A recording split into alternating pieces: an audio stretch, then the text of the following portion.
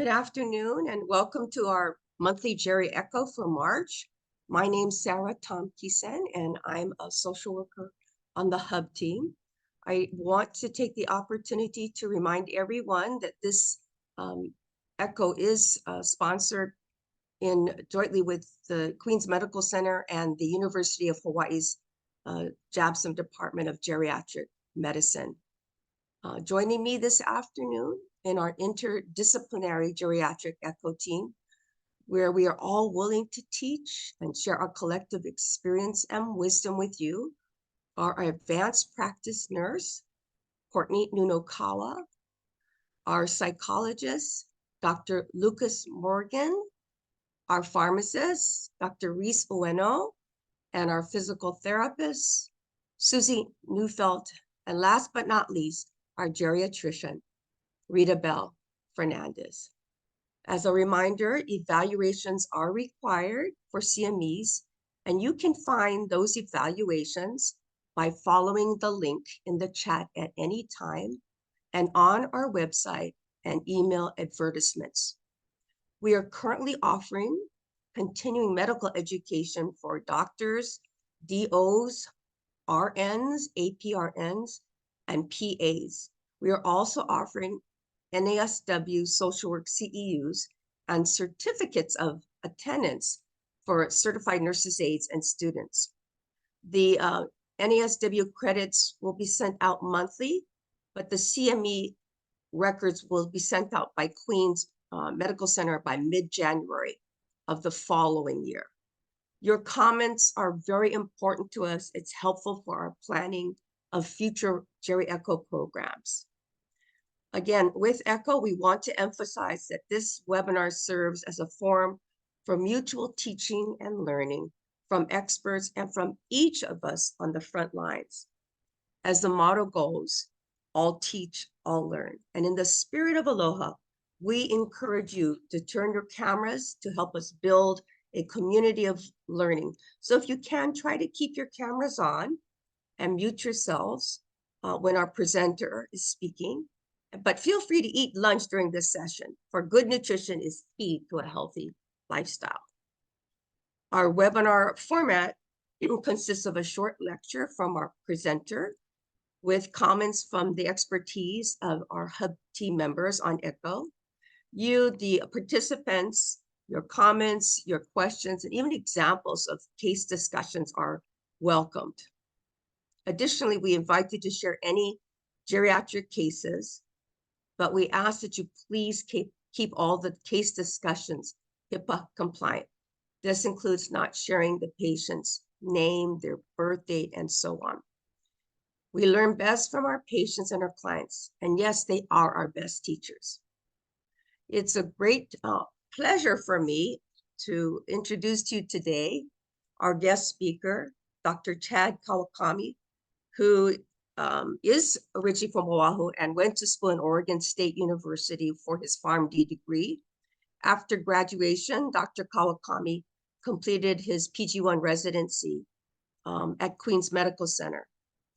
He has worked as a clinical pharmacist, not only at Queen's, but at Tripler Army Medical Center and with the Department of Veterans Affairs, Pacific Islands Healthcare System. He presently is the Assistant Professor of Pharmacy Practice at the Daniel K. Inouye College of Pharmacy that specializes in geriatric pharmacotherapy. He also maintains a clinical practice at Palimomi Medical Center, where he is aligned with the Johnny Burns School of Medicine, the Family Practice Residency Program. And he's certified, board certified in pharmacotherapy. I'm really proud because I know Chad also personally, and I'm proud because he continues to serve our country to really ensure that we have the freedoms and liberties that we have today. And he's very humble. He won't mention this, but he's a lieutenant colonel in the United States Army Reserves, where he's been there with them for 16 years. In his present position, he's the commander of HHD, which is the 1984th United States Army Hospital. See, so he really oversees I don't know. I think it's like a platoon. Maybe it's a platoon. I don't think it's a battalion, right? But Chad will correct me. And the interesting fact that you don't know is that this summer he is going to be attending the Army War College to pursue a master's degree in strategic studies. So without further ado, take it away, Dr. Kawakami. Hey Sarah, thanks so much for the introduction. You're too kind. But you know, I also want to give a shout out to Dr. Rita Bell Fernandez, who's also an Army Reserve in the Navy. And it's always great to be able to work and support our our fellow service members out there. There's not many of us, so it's always cool to do so. I'm going to go ahead and share my slide. Just want to make sure if I have good audio and good video, and if you can see my slides. Yeah, I got a good thumbs up. So we'll go ahead and begin. Hey, so welcome to the presentation. We'll talk a little bit about Denosumab and Romosozumab, and really kind of talk and see how those two medications align with the latest 2023 ACP guidelines for osteoporosis management.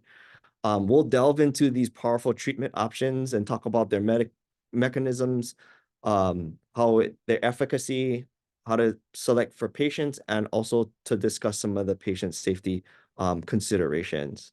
So here are our learning objectives. We're going to talk about the mechanism of action. We're going to talk a little bit about clinical trials, identify appropriate patient populations for denosumab and romosozumab, and then talk about some potential safety concerns and maybe some contraindications that are associated with these medications. So these medications work in vastly different ways than your traditional bisphosphonates. They are different medications in and of itself. So for example, romosozumab is an anabolic agent designed to build bone, versus denosumab is an anti-resorptive agent designed to kind of help more or less maintain and slightly improve bone density. So again, they work differently from your traditional bisphosphonates. Denosumab targets the Rankel pathway, which is essential for osteoclast activity. It reduces bone resorption. And romosozumab's action on sclerostin offers a more anabolic effect, stimulating newborn bone formation while also slowing down bone resorption. So here you have like a mechanism of action for bisphosphonates. The bisphosphonates work by inhibiting osteoclastic bone resorption by binding to the hydroxyapatite on the bony surfaces. The bisphosphonates tend to incorporate themselves and into the bone structure itself, thus giving it the long half-life that you see for over 5 years, for example. So once you stop a bisphosphonate, it still does maintain its effect for many years after because of that long biologic half-life. But your denosumab, to understand denosumab, we need to understand and grasp the rank system. So the rank ligand is a protein that triggers the creation and activity of osteoclasts. Osteoclasts are the cells that break down the bony tissue. And it works by binding to a receptor that is actually on the osteoclast itself called rank. So there on the picture there, that little purple bubble, you'll see where rank will bind to the osteoclast. Now, denosumab, it's a monoclonal antibody. It's a protein that's made in a lab, and these proteins mimic our immune system.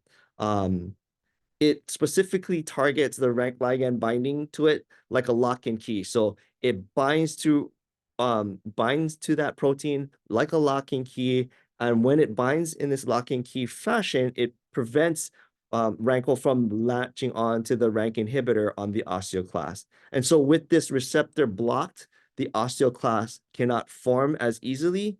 It slows down their activity, and they die off a little bit earlier, which ultimately means that you have reduced bone breakdown and allows more time for the natural bone building process to gradually increase bone density and strength. So denosumab, the brand name is Prolia. It's important to note that denosumab as a generic name is also associated with another branded product called Xgeva, which is used for hypercalcemia related to oncology. But the product that we're talking about here that's FDA approved for osteoporosis is Prolia. In terms of its efficacy, it's at least as effective as bisphosphonates. And it is given as an injection subcutaneously, 60 milligrams every 6 months or twice a year. Again, note that they're different brand name for different indications. So Prolia for osteoporosis and Xgeva for preventing fracture in oncology. There are a couple of adverse effects that you need to be aware of in terms of Prolia. So for example, some of the immunologic adverse effects, it could have a little bit of immune suppression and increasing infection risk. It also suppresses bone turnover. So it still has some of the similar side effects that the bisphosphonates have, specifically with respects to osteonecrosis of the jaw and atypical fractures. Those warnings are still present with denosumab. With denosumab, you have to monitor the calcium because it can cause transient hypocalcemia in patients, especially those with renal disease. I talked a little bit about how bisphosphonates actually incorporate itself into the bone and have a long half-life.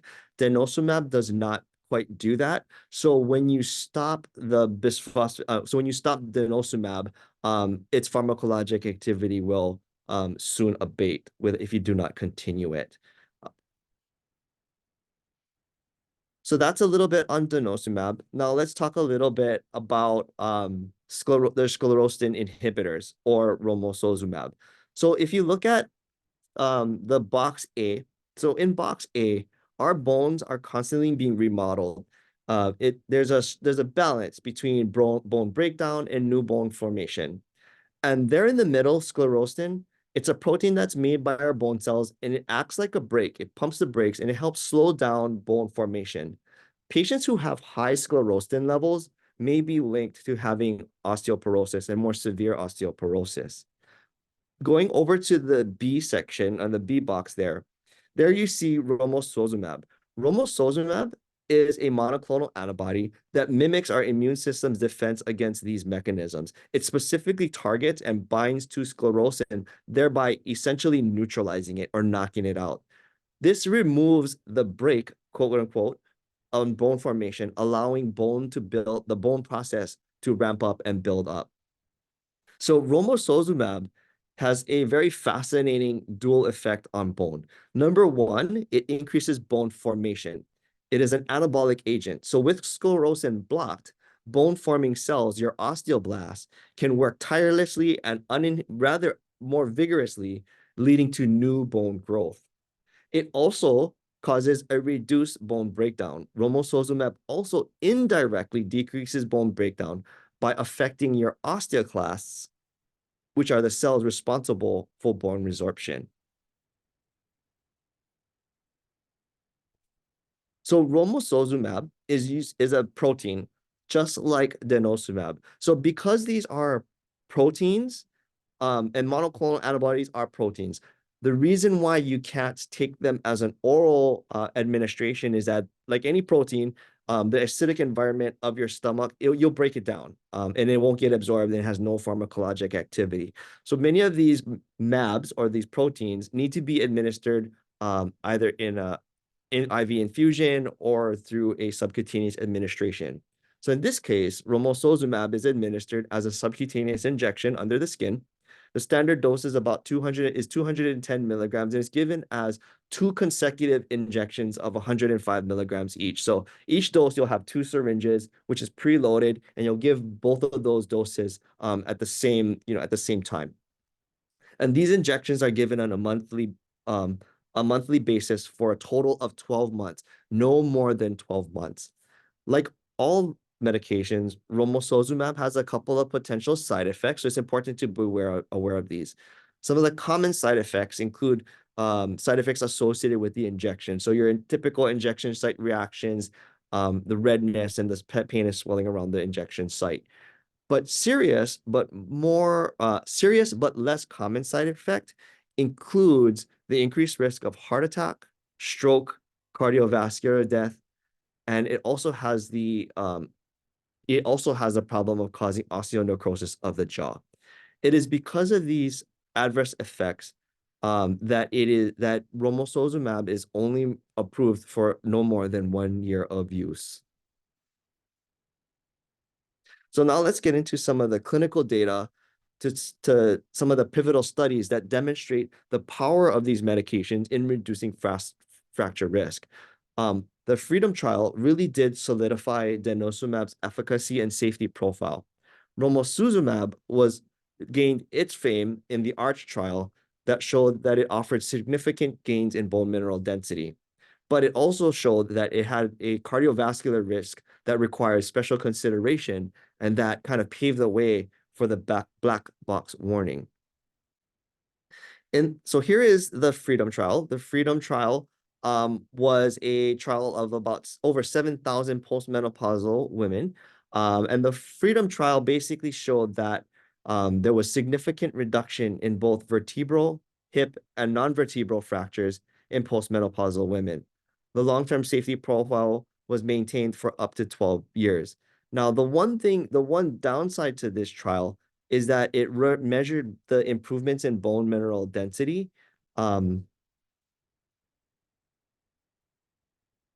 it also showed that it showed a reduction in the risk of both vertebral and non-vertebral hip fractures in women with osteoporosis. So this is the trial that really brought denosumab to market. In terms of comparing denosumab versus alendronate, so this study describes a randomized double-blinded phase 3 trial that investigated the effects of denosumab and alendronate on bone mineral density and some other biochemical markers of bone turnover. This study found that denosumab's treatment led to significantly greater gains in bone mineral density and greater reduction in bone turnover markers as compared to alendronate. So it said that denosumab was slightly but significantly better in terms of improving bone mineral density than alendronate. Overall, the safety profile was similar for both treatments. Now, the one downside to this study was that the trial design while it measured improvements in bone density, did not get to the overall outcome of whether it, in fact, did reduce cause fracture reduction. So it improved bone mineral density, but it didn't study whether that led to any changes in or decreases in fracture risk. Excuse me. Now, let's talk about the ARCH trial. The ARCH trial pit romosozumab versus alendronate. And the ARCH trial was a randomized double-blind controlled trial that compared the efficacy of romosozumab followed by alendronate, and then compared that with alendronate alone for fracture prevention in postmenopausal women, and those at high risk for fracture. And some of the key findings in this study suggested that romosozumab for romosozumab for 1 year, followed by alendronate, significantly reduced the risk of new vertebral fractures, and other clinical fractures, which included vertebral, non-vertebral fractures, and even hip fractures compared to alendronate alone. And this was measured for after 24 months. It also was noted that romosozumab also increased bone mineral density more than alendronate. Now, in terms of the safety and adverse effect profile, they were very similar between the two groups, although there was a slightly higher incidence in serious cardiovascular events in the romosozumab group during the first year of the trial. So the conclusion, therefore, was that the ARCH trial did suggest that romosozumab followed by alendronate may be a more effective treatment option than alendronate alone in reducing fracture risk in postmenopausal women with osteoporosis and those who are at high fracture risk. We have to keep in mind, though, that there may be still a slight increased risk of cardiovascular events with romosozumab treatment, especially in the first year. So in terms of patient selection, here is a 2023 ACP guidelines. And as far as who it would benefit the most. So the ACP guidelines still do place bisphosphonates as the first-line therapy for most patients, even though there are like denosumab, for example, or even romosozumab, anabolic therapy, sequential therapy, followed by, a bisphosphonate shown to be better, the guidelines still do place bisphosphonates as first-line therapy because of this cost effectiveness, and it has a well-established track record of effectiveness. Denosumab and Romosozumab do have specific niche for patients who are perhaps at very high risk, or for patients in whom bisphosphonates aren't suitable. So according to the guidelines, bisphosphonates are again, it is recommended for as initial pharmacologic treatment to reduce the risk of fractures in postmenopausal females who are diagnosed with primary osteoporosis. Denosumab is good as perhaps second-line pharmacologic treatment to reduce the risk of fractures in females and males, especially if there's a contraindication present. So a common contraindication that might put denosumab ahead of bisphosphonate may be those with gastrointestinal disorders. If you have, or if you can't like lie down straight, esophagitis, if you can't lie down because of the bisphosphonate can be very irritating to the esophagus and the GI. If you have renal dysfunction, for example, denosumab may be an appropriate option for those who have renal dysfunction and whom bisphosphonates might be contraindicated. Romosozumab may be a good option for those who do not have a significant cardiovascular history. And for those who are able to afford the medication, it is very expensive. And especially if you are at high risk for fractures, have a history of severe osteoporosis or a history of fragility fractures, for example, or a very low T-score. Those patients might be good candidates for anabolic therapy, such as romosozumab, followed by sequential therapy and anti-resorptive therapy with a bisphosphonate. So that concludes a rather high level approach to some of the 2023 guidelines for osteoporosis, and discusses how denosumab and romosozumab may fit into that construct, and also delineate some of the differences between denosumab and romosozumab. So that concludes my presentation. At this time, I will open the floor for any questions. All righty. Hey, thanks so much, Chad. Really interesting. I feel like I just had a brain workout, which is awesome. I appreciate it. I'm like at my 2-year-old's level most days in ABC land. So this is really great. And I think, if we, what we're going to do now maybe is just check in with our team and see if there's anything folks want to add or bring up from different disciplines. And we could even relate it to osteoporosis management in a broader sense, as well as any specific things related to these particular medications. So Sarah, what any thoughts that you have about these medications, this topic, osteoporosis management in general, from your experience? All I kept thinking was cost, because from a psychosocial perspective, that's one thing, is the cost for people that are on fixed incomes. And along with the cost, I really appreciate, Chad, that you talked about who it's contraindicated for. But can you share with us too, besides the cost of the two medications, I hope I say this right, I feel like you, because I'm having a hard time pronouncing these words, denosumab and romosozumab. I think I'm getting there, Chad. Yeah, like what kind of assessment would be required to determine which of the two? Because I'm just thinking people usually just see their PCP, they get a bone density scan, and the bone density scan that measures their T levels and stuff.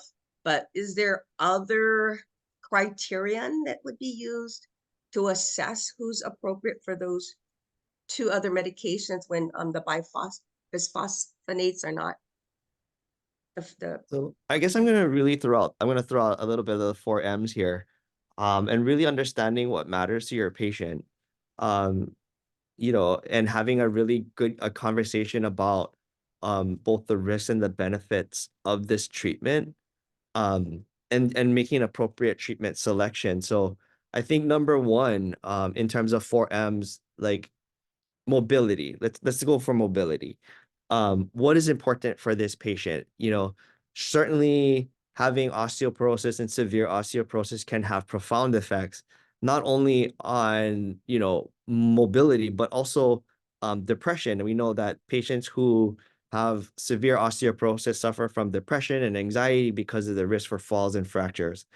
Um, so I think that we have to look holistically at this problem. So number one, I would say understanding what matters to your patient, the patient environment, the support that patient might have could play into this, because maybe you have an elderly patient who's has dexterity issues or visual issues, in whom like or has difficulty getting to clinic to get these drugs administered.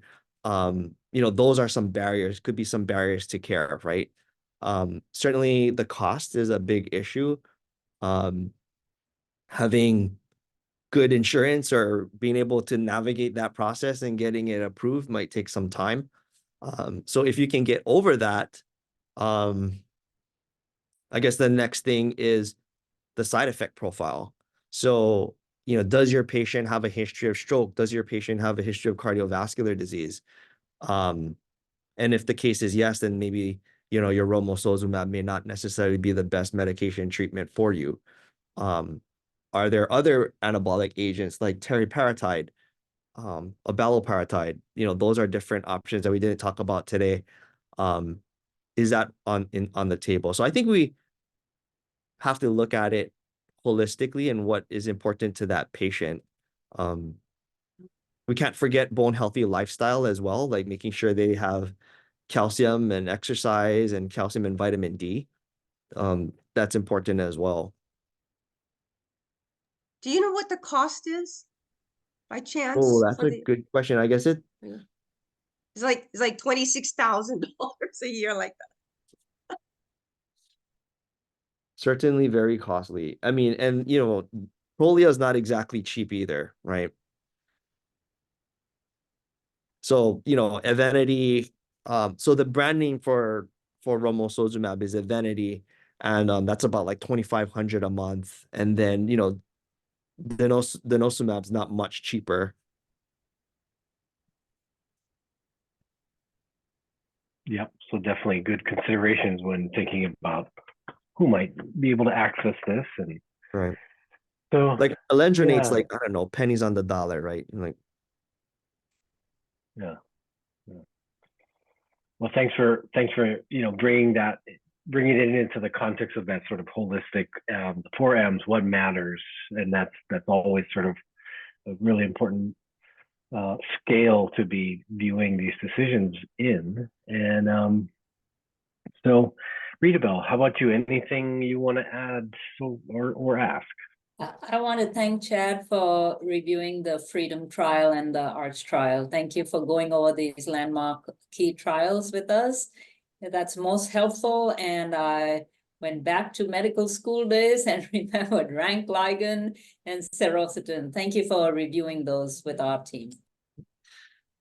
no problem. And just to kind of address a couple of the chats. So one, so Renata asked, the romosozumab treatment increased cardiovascular risk mostly in the first year, or is it increased to the following year? So the being able to stop the romosozumab after 1 year will help decrease some of that cardiovascular risk. The cardiovascular risk was shown more during the first year of treatment.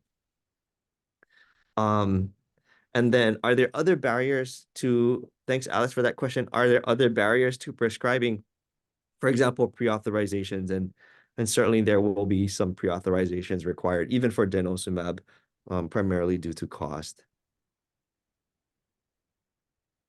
Great, thank you. Thanks for the questions in the chat. And Courtney, from your experience, perspectives, anything to add or ask about? I mean, I think some of my thoughts that were coming up echoes what came up in the chat and also what Sarah was discussing, because I think I have seen pre-authorizations kind of happen, and then patients not getting labs done in time. And so then I don't know, I've seen have one incident where a patient, it took a year to actually, I think it was Prolia several years ago, because she would get the pre-authorization, but then she wouldn't get it within the window, and then it'd expire. And so then when she came back, she didn't get the medication, and they had to redo the pre-authorization. So just kind of some of the care coordination issues that happen. I had a question about your thoughts on kind of vitamin D. And I mean, we have no guidelines really to assess for low vitamin D, but it is something that I see commonly, and definitely when we're starting these medications. So yeah, if you have any thoughts on vitamin D and yeah. So I think my thoughts on vitamin D is I shoot for normal. So if we can get at least a normal vitamin D level, I think that's helpful. So if you're vitamin D deficient, I think the number one thing to do is get that vitamin D up to a normal level to start with. And then after that, it's more of like your maintenance doses of vitamin D. So to couple it with calcium to help with the absorption. The way I look at it is you have all of these different medications that are designed to help you build bone density, but you really can't build bone density without the building blocks, and calcium is your building block. And vitamin D helps facilitate the absorption of calcium. So it all you need to work together. So I always advocate for taking calcium with vitamin D, and thank goodness, Costco pairs it up for you pretty well. But also having a normal vitamin D level is also helpful. Awesome. Thank Thanks. you. Thanks, Courtney. And so many pieces to this one particular puzzle. And Susie, from a physical therapy perspective, anything to add? Thank you, Chad. That was a really great talk. And I, like Lucas, feel like I'm a toddler listening to all of the medication names. But I like the fact that you added in multiple factors, including mobility. I think it's as a geriatric physical therapist, I encourage mobility. When a elderly person does become immobile, there is a lot of psychosocial issues, increase in falls. And one thing that I do in my practice and what I teach my therapists is like really the importance of weight bearing exercises. It's not just sitting.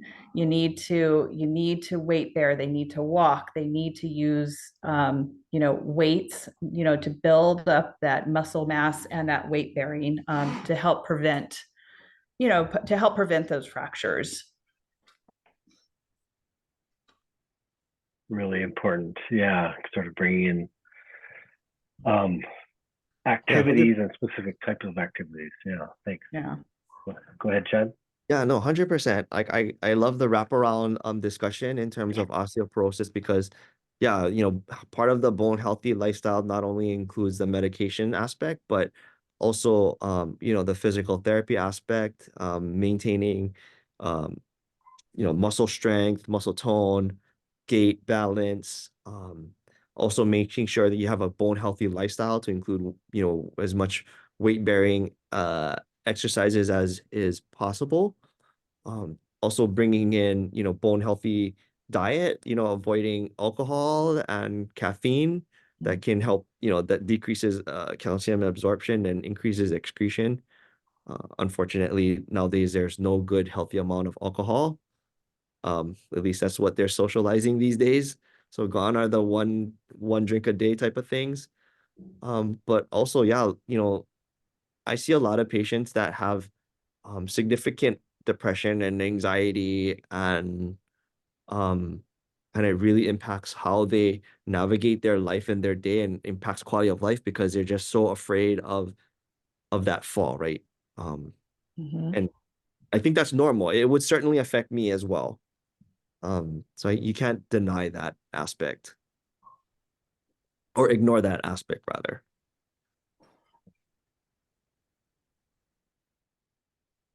Thank you for that. And we do have a few more things added to the chat. I don't know if Chad, you want to Yeah, so I look was at any gonna of those? address what have people done if considering Evenity but not a candidate to consider. Sorry, what have people done if considering Evenity but not a candidate? Could they consider a bisphosphonate after? Um, so I guess I don't like answering a question with a question. But I guess my response is, why are they not a bisphosphonate candidate? Because are there specific contraindications to a bisphosphonate that preclude them? And if that's the case, we might have additional options available for maintenance. So for example, you complete Evenity for 1 year, and you're not a candidate for bisphosphonate because let's say you have esophageal issues and you can't lay down for, you can't do that 30-minute no lying down. Then maybe you might be a candidate for zolidronic acid, which can be given IV for 1 year, you're good to go. If you have renal dysfunction and you're not a candidate for a bisphosphonate, then maybe, we can give you denosumab to help maintain that bone. So usually there's a way to navigate and select a anti-resorptive therapy after the anabolic therapy.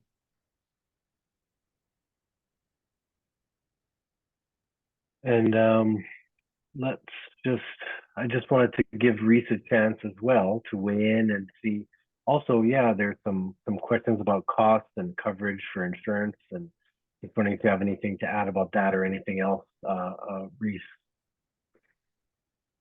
Yeah, so I know I've seen Prolia prescriptions, and they're usually covered if the patient qualifies through the prior authorization and meet the criteria.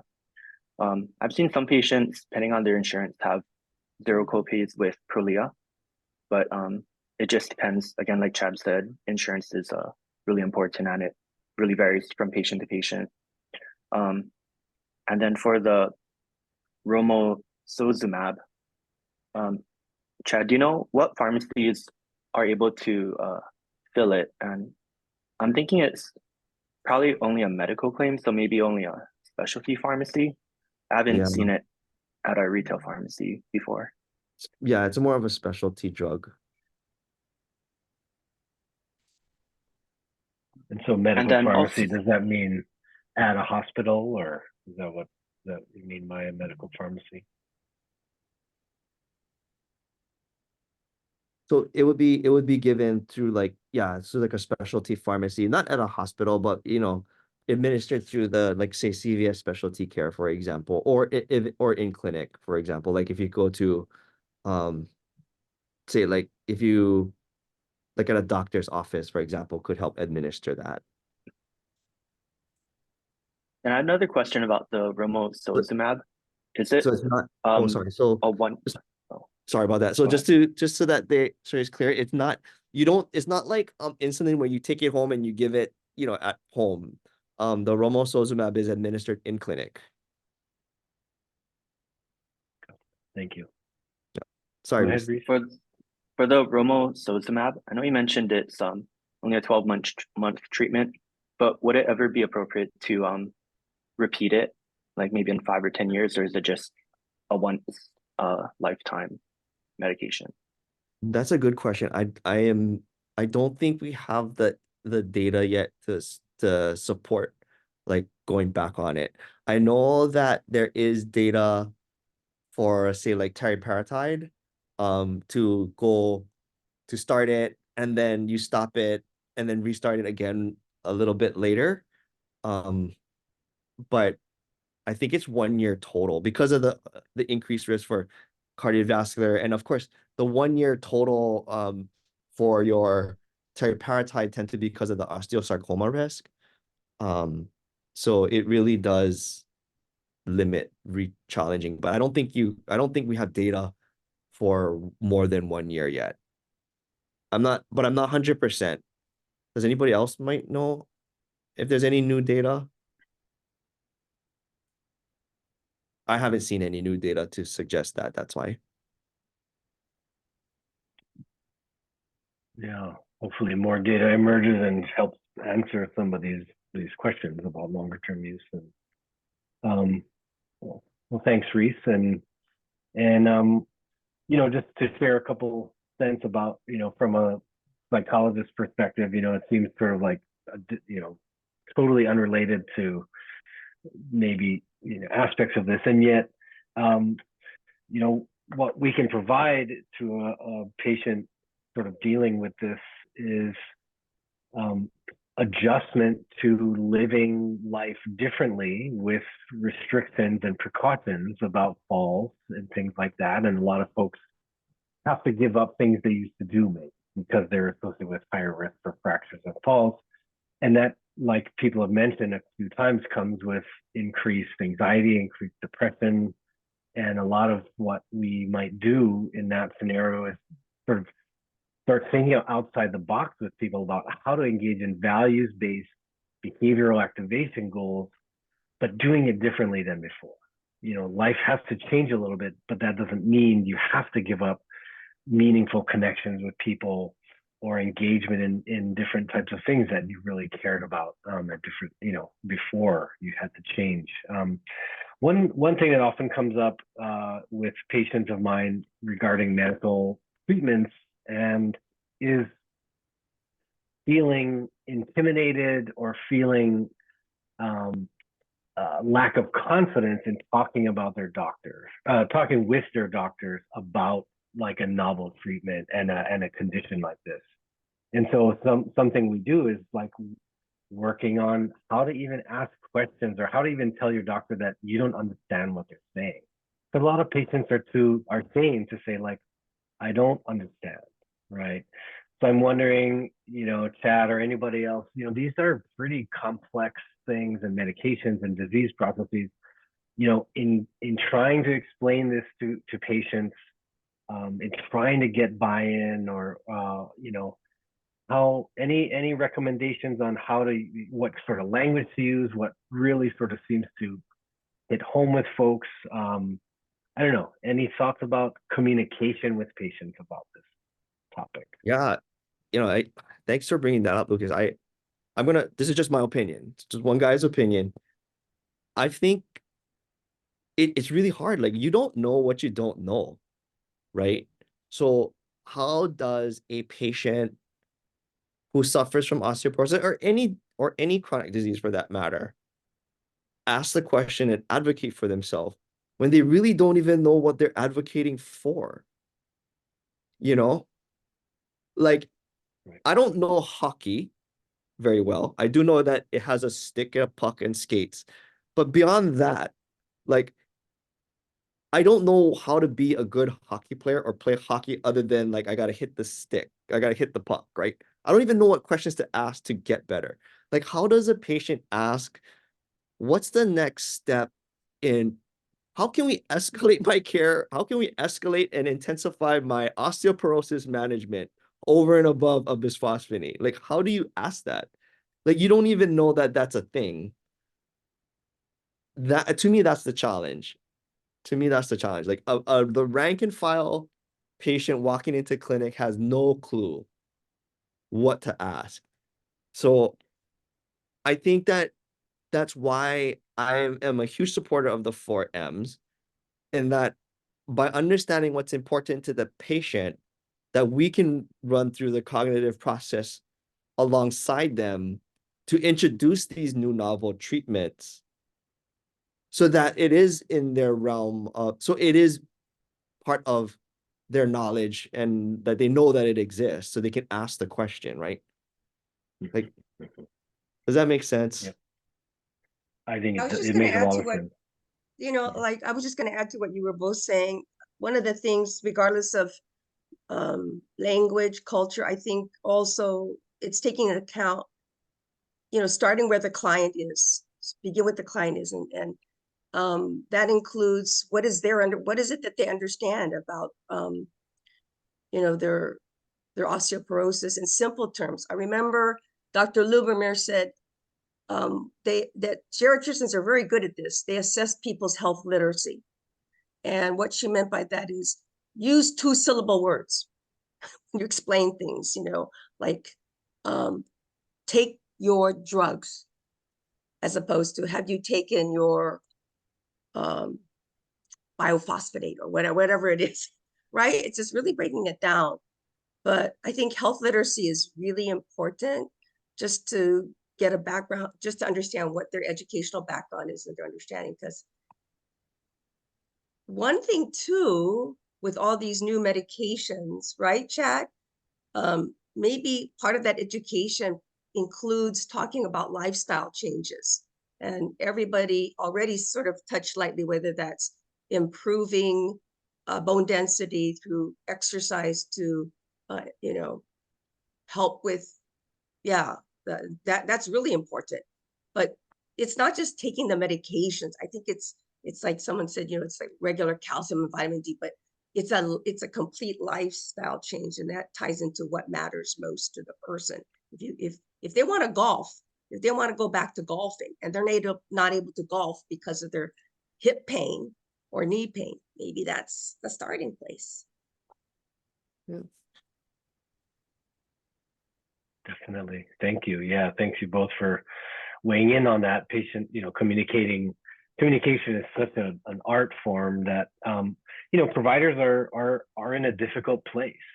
Providers have a lot of knowledge that patients don't have, and yet are under extreme pressures in many cases as far as the amount of time that they can spend, given sort of the way healthcare is managed these days. And Rita Bell, do you want to?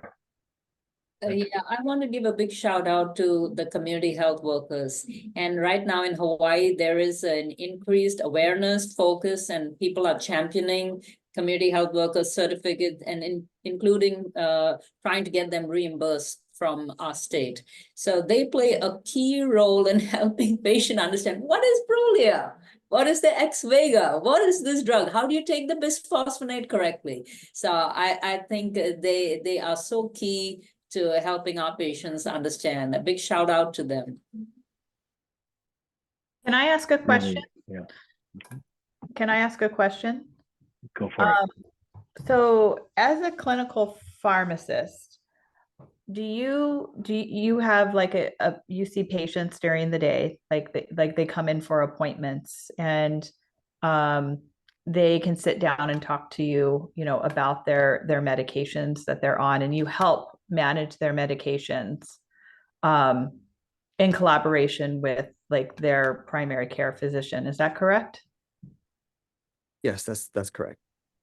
So how, I have the wonderful opportunity of, working with, geriatric clients 2 to 3 times a week for 4 to 5 weeks.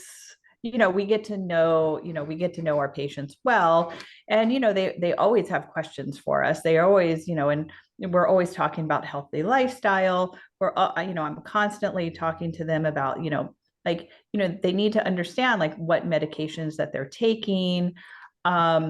Would it be, and I tell them, I say, go to your doctor, ask for an appointment to sit down and talk about your medications, and what, bring that list of what you're on, go talk to them.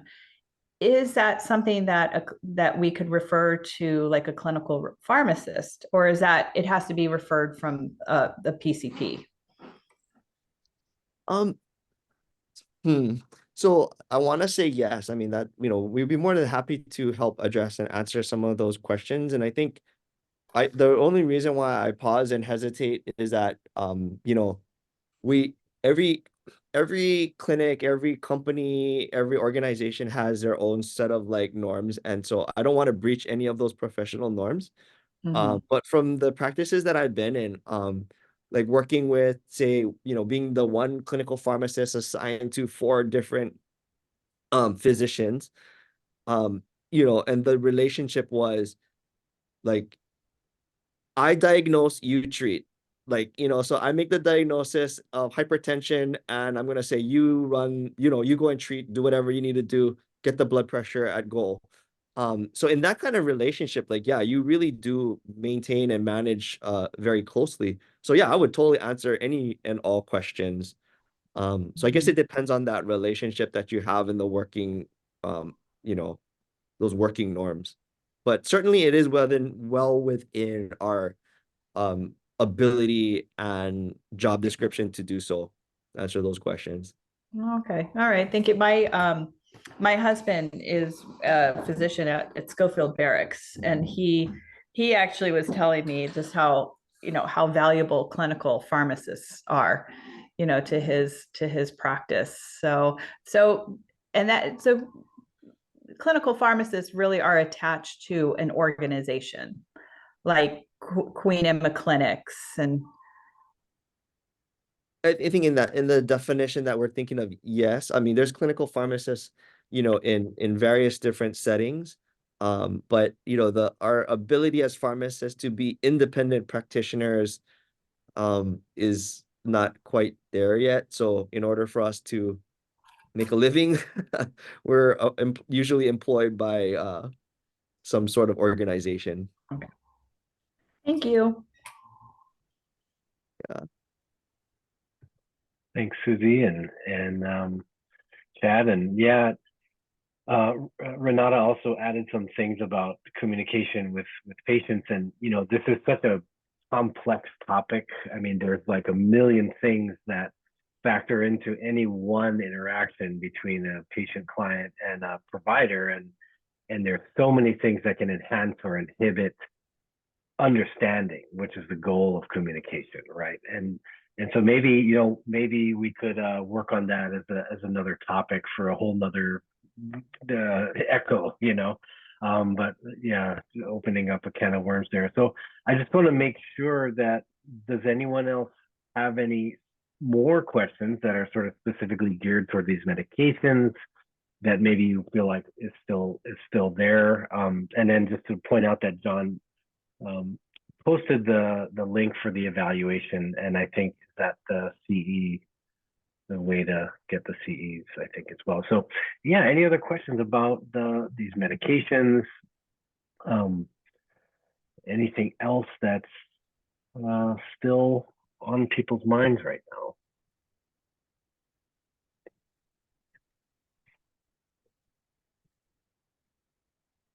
And what I appreciate about this, as people are sort of chiming in and asking questions, is that this is a great example of how almost any topic we could come up with is multifaceted and includes all of us, right? All of the different disciplines, all of the different levels, from individual to family to community to culture to organizational culture. And I think it's just humbling, and it helps reinforce the importance of having more interdisciplinary kind of discussions like this. So really appreciate everyone being here today and participating.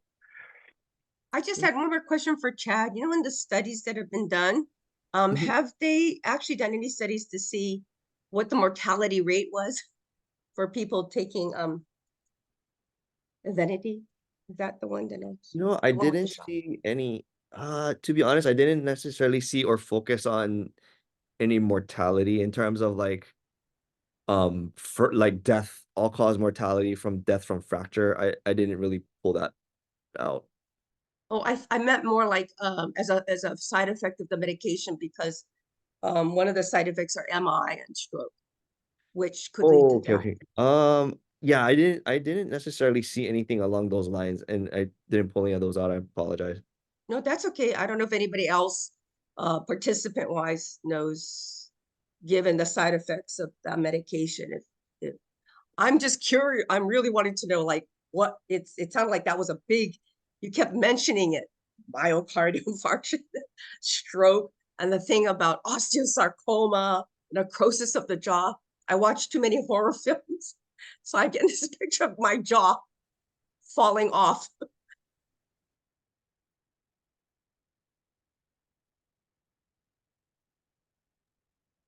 definitely. I don't envy, prescribers' levels of responsibility and having to weigh the risks and benefits to a particular person. And so there's so much that goes into this. And yeah, appreciate you connecting us with the primary sources to address some of those questions with data. Super important. So yeah. Anyone else? I guess medication adherence with these injectables is less of an issue because if they're showing up and they're getting the jab, then they're taking it. So that's one less thing to worry about, I guess, with some of these things. Medication. So yeah. Well, appreciate everyone being here with us today. Chad, I really appreciate this presentation, really thorough, and then going from sort of micro and to macro and including everything in between. So yeah, really, thanks so much for being here, Chad. We miss you. Yeah, thanks. Good to see everybody again. Good to see you too, and thanks for all you do in pharmacy and beyond.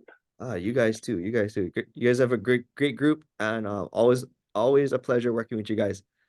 See you guys again soon. All right, next year, Colonel Kawakami. We'll see. Much is out of my hands, but yeah. All right, Right. take care. All right, take care, Chad.